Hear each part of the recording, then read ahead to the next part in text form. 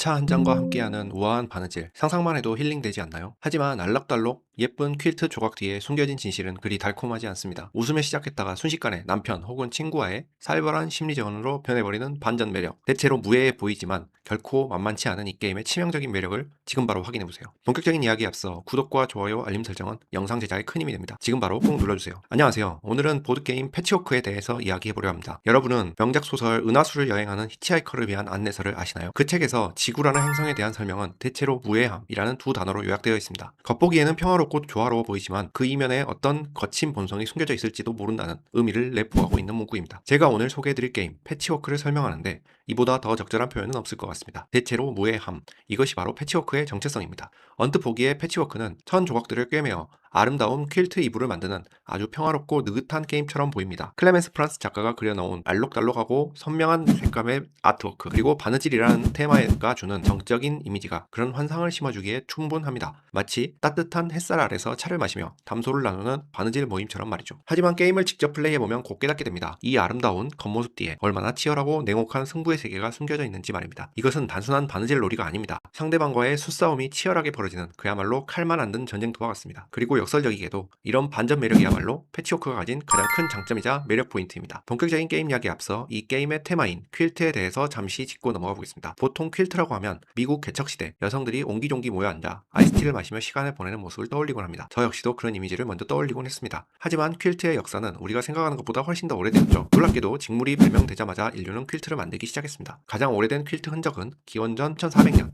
이집트 파라오 조각상에 묘사된 퀼트 의복에서 찾아볼 수 있습니다. 처음엔 단순히 보온이나 보호 같은 기능으로 목적으로 시작되었지만 퀼트는 아주 빠르게 예술의 경지가 되었죠. 이러한 장인 정신을 보드게임으로 옮겨온 것이 바로 싸는 출시된 우베 로젠버크의 패치워크입니다. 출시되자마자 전세계 게이머들의 이목을 사로잡은 이 게임은 두 명의 플레이어가 경쟁하며 더 훌륭한 퀼트를 만들어내는 것을 목표로 합니다. 이 게임은 테트리스 조각처럼 생긴 다양한 모양의 타일, 즉 폴리오미노 타일을 사용하여 자신의 게임판을 채워나가는 방식으로 진행됩니다.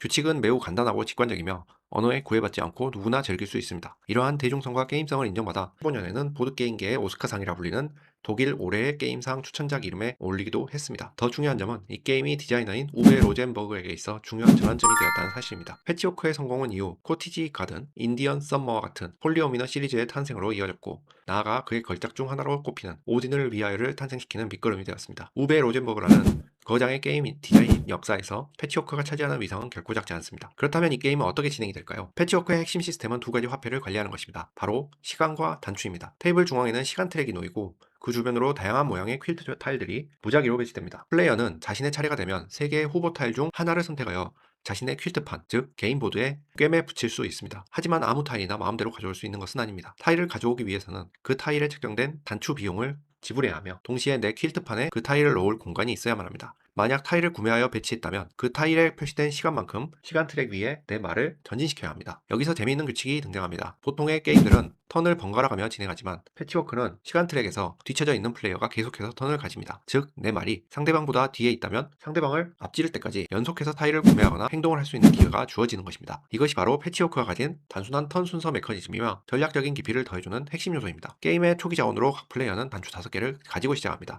하지만 타일을 구매하다 보면 이 단추는 금방 바닥나게 됩니다. 단추를 다시 태우기 위해서는 전략적인 선택이 필요합니다. 일부 퀼트 타일에는 단추 그림이 그려져 있는데 이 타일들을 내 판에 배치하면 나중에 단추 수입 단계에서 추가적인 단추를 획득할 수 있습니다. 물론 단추가 달려있는 좋은 타일들은 그만큼 구매 비용이 비싸거나 수많은 시간을 소모하게 됩니다. 따라서 플레이어는 단순히 빈칸을 채우는 것에만 집중해서는 안됩니다. 수입을 늘리기 위해 비싼 타일을 살 것인지 아니면 시간을 아껴가며 효율적으로 공간을 채울 것인지 끊임없이 고민해야 합니다. 게임이 끝났을 때 남은 단추는 점수가 되지만 채우지 못한 빈칸은 개당 2점씩 감점되기 때문에 이 균형을 맞추는 것이 승리의 열쇠가 됩니다. 이처럼 패치워크는 겉보기엔 평화로운 퀼트 만들기처럼 보이지만 그 안에는 한정된 자원인 시간과 단추를 효율적으로 관리하고 상대방의 수를 예측해야 하는 치밀한 전략이 숨어 있습니다. 대체로 무해해 보이지만 결코 만만치 않은 이 게임의 매력에 대해 이제 조금 감이 오실까요? 이제 본격적으로 바늘의 실을 꿰고 게임을 시작할 준비를 해보겠습니다. 패치워크의 게임 준비 과정은 게임의 테마만큼이나 직관적입니다. 먼저 테이블 중앙에 시간 트랙 보드를 펼쳐놓습니다. 이 보드는 양면으로 되어 있는데 기능적인 차이는 전혀 없으니 여러분의 눈에 더 예뻐 보이는 쪽을 선택해서 놓으시면 됩니다. 시간 트랙 위에는 게임 중간중간 획득할 수 있는 한 칸짜리 작은 가죽 패치들이 그려져 있는데 이 위치에 실제 한 칸짜리 패치 타일들을 올려둡니다. 그리고 나머지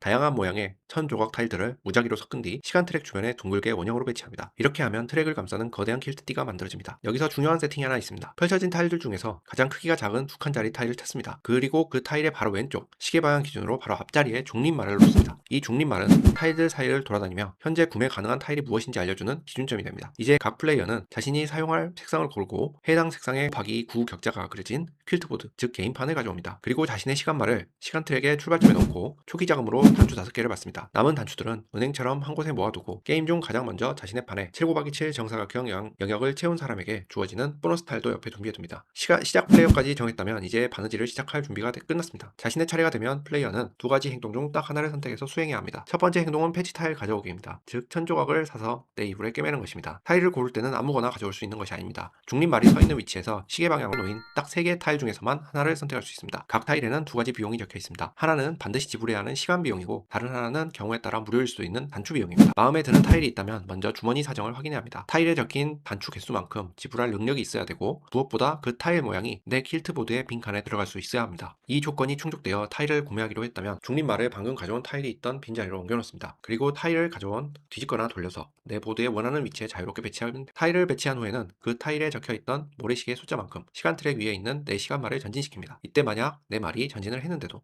여전히 상대방 말보다 뒤에 있거나 같은 칸에 있다면 어떻게 될까요? 패치워크의 독특한 규칙에 따라 상대방을 추월할 때까지 내 차례가 계속 이어집니다. 즉 연속으로 타일을 구매하거나 행동할 수 있는 기회가 생기는 것입니다. 게임을 진행하다 보면 내 퀼트보드에 7 곱하기 7 크기의 정사각형 모양이 꽉 채워지는 순간이 올 수 있습니다. 만약 두 플레이어 중 누구보다 먼저 이 조건을 달성했다면 아까 옆에 챙겨두었던 보너스 타일을 가져오게 됩니다. 이 보너스 타일은 게임 종료 시 무려 7점이라는 큰 점수를 안겨줍니다. 단 이 타일은 점수 계산용일 뿐 단추처럼 돈으로 쓸 수 없다는 점을 기억해주세요. 그런데 만약 사고 싶은 타일이 너무 비싸거나 당장 내 보드에 맞는 조각이 없다면 어떻게 해야 할까요? 이때 선택할 수 있는 두 번째 행동이 바로 시간말 전진시키기입니다. 이 행동을 선택하면 내 시간말을 상대방의 시간말 바로 앞까지 한 번에 점프해서 이동시킵니다. 그리고 내가 이동한 칸 수만큼 은행에서 단추를 받습니다. 예를 들어 상대방을 따라잡기 위해 4칸을 움직였다면 단추 4개를 즉시 획득하는 것입니다. 이 행동은 당장은 타일을 놓지 못하지만 다음 수를 위해 부족한 단추를 확보하고 턴을 넘기는 전략적인 후퇴라고 볼 수 있습니다. 단추를 얻는 방법은 이것 말고도 또 있습니다. 시간 트랙을 잘 보시면 중간중간 단추 그림이 그려진 칸들이 있습니다. 게임을 진행하다가 내 시간말이 이 단추 칸을 지나가게 되면 단추 수입이 발생합니다.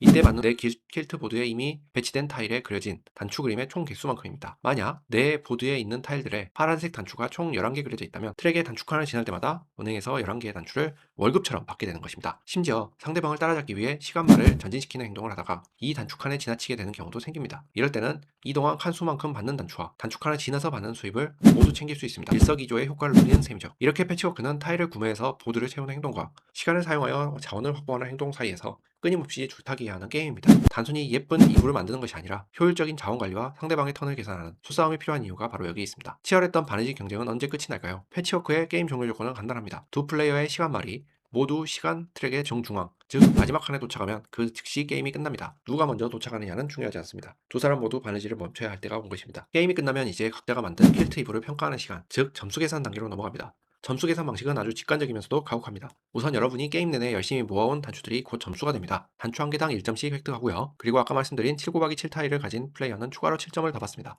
여기까지는 기분 좋은 덧셈입니다. 하지만 패치워크의 진정한 공포는 뺄셈에 있습니다. 여러분의 퀼트보드를 한번 내려다보세요. 미처 타일로 채우지 못하는 빈칸들이 보이시나요? 이 빈칸 하나당 무려 2점씩 감점됩니다. 기껏 많이 모았더라도 퀼트 이불에 구멍이 숭숭 뚫려 있다면 점수는 순식간에 깎여나갑니다.